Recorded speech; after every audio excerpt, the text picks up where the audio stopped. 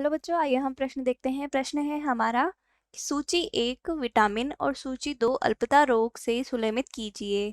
तो हमें यहाँ पे सूची 1 और सूची 2 दिए गए हैं। पहली सूची है जिसमें विटामिन है और दूसरी सूची है जिसमें रोग दिए गए हैं। तो सबसे पहले हम देख लेते हैं हमारी मुख्य अवधारणा।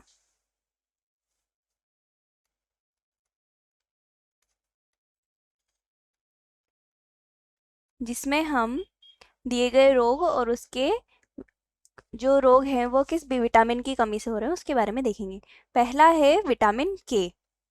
तो विटामिन के जो है यह विटामिन शरीर में आवश्यक है। इसकी कमी से नवजात में रक्तस्राव रोग होता है।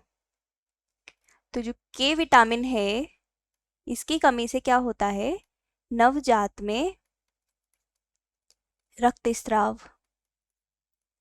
इस रक्तस्राव में क्या होता है कि बच्चे में जो नवजात है उसमें पेशाब के साथ, मल के साथ और ऐसे ही वाहिनियों में रक्तस्राव शुरू हो जाता है। इसलिए उन्हें विटामिन के देना ज़रूरी होता है। तो विटामिन की कमी से क्या होता है, नवजात में रक्तस्राव। दूसरा हमें दिया गया है विटामिन डी। विटामिन डी जो है इसकी कमी से होता है रिकेट्स रोग। रिकेट्स में क्या होता है,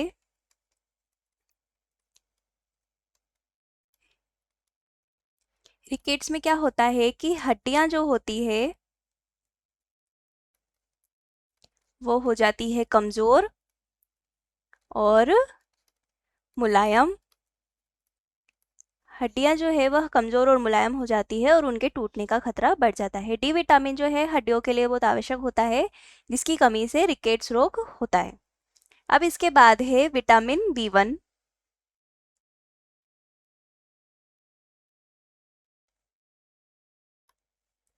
बी1 की कमी से क्या होता है, बी1 की कमी से बेरी बेरी रोग होता है, जो कि जरूरी जो कि विटामिन बी की कमी को दिखाता है। तो बी विटामिन से क्या होता है, बेरी बेरी। फिर इसके बाद है विटामिन ए1। तो ए1 की कमी से क्या होता है, रतौंधी रोग होता है। रतौंधी रोग में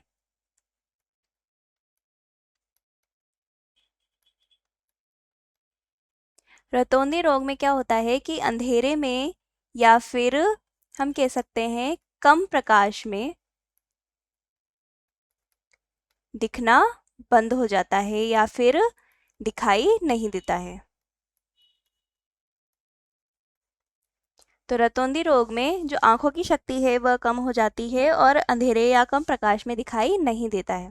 तो अब हम हमारे विकल्प देख लेते हैं कि कौन सा विकल्प है जो सही दिखा रहा है।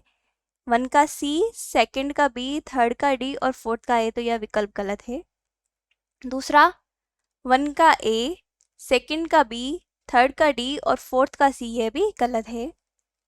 1 का सी, सेकंड का ए, थर्ड का डी और फोर्थ का बी, ये भी गलत है। और आखिरी जो विकल्प है 1 का बी, सेकंड का डी, थर्ड का ए और फोर्थ का सी, यह विकल्प सही है। तो हमारा जो उत्तर है वह होगा विकल्प डी। आशा है आप उत्तर समझ गए होंगे। धन्यवाद।